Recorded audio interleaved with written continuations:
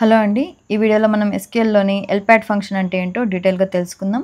LPAD అంటే left padding అనమాట. It is used to add characters to the left of a string until it reaches A specified length.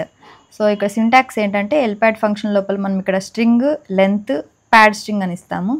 So ఇక్కడ string అంటే the original string or value, and length అంటే ఇక్కడ మనం length అనేది specify చేయాలా. So ఇక్కడ pad string అంటే the character to add to the left of the string అనమాట. యూజువల్లీ మనం 0 యాడ్ చేస్తాము, ఇక్కడే మనం హైఫన్ కానీ స్టార్ కానీ మనకి నచ్చిన క్యారెక్టర్ని యాడ్ చేసుకోవచ్చు.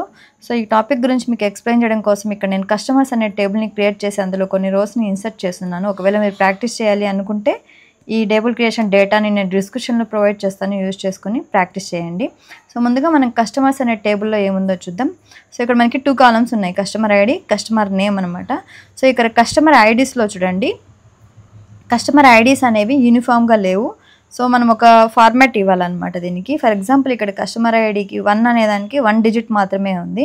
అది ఇక్కడ కస్టమర్ ఐడి 1, 2, 3లో 3 డిజిట్స్ ఉన్నాయన్నమాట. సో ఇప్పుడు మనం LPAD అనే ఫంక్షన్ యూజ్ చేసి ఈ కస్టమర్ ఐడీస్ని యూనిఫామ్గా తెప్పిస్తాం మనం. సో ఫస్ట్ ఒక సింపుల్ ఎగ్జాంపుల్ చూపిస్తాను. సో ఇక్కడ నేను సెలెక్ట్ స్టేట్మెంట్లో ఈ LPAD ఫంక్షన్ యూజ్ చేస్తున్నాను. సో ఈ ఫంక్షన్ లోపల మనం సింటాక్స్లో చూసినట్టు ఫస్ట్ స్ట్రింగ్ని స్పెసిఫై చేయాలి. ఫర్ ఎగ్జాంపుల్ ఇక్కడ నేను 1, 2, 3 అని ఇచ్చాను.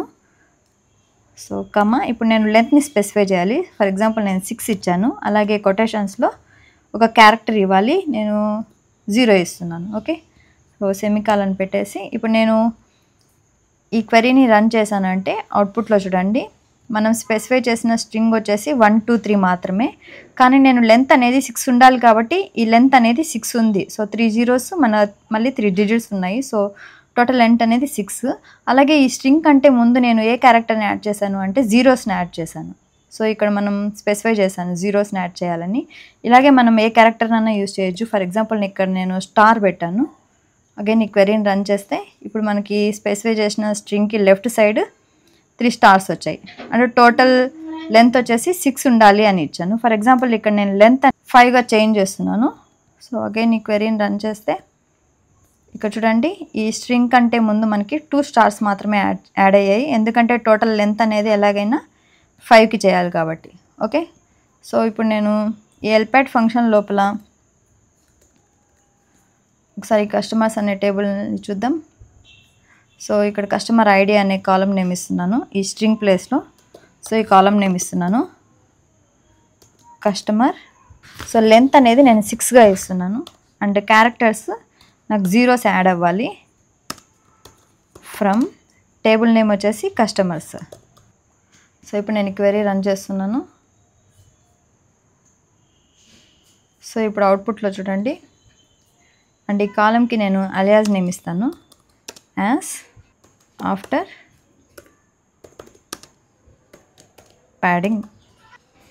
సో అగైన్ నేను ఇప్పుడు ఈ క్వెరీ రన్ చేస్తే సో ఆఫ్టర్ ప్యాడింగ్ అనే కాలం వచ్చింది. అందులో ఇప్పుడు కస్టమర్ ఐడీస్ చూడండి అన్నీ యూనిఫామ్గా ఉన్నాయి విత్ 6 లెంత్తో అనమాట.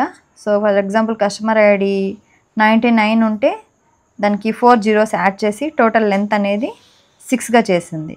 ఓకే, సో ఈ వీడియో కానీ మీకు నచ్చినట్లయితే తప్పకుండా లైక్ చేయండి, అలాగే ఛానల్ని సబ్స్క్రైబ్ చేయండి. Thanks for watching.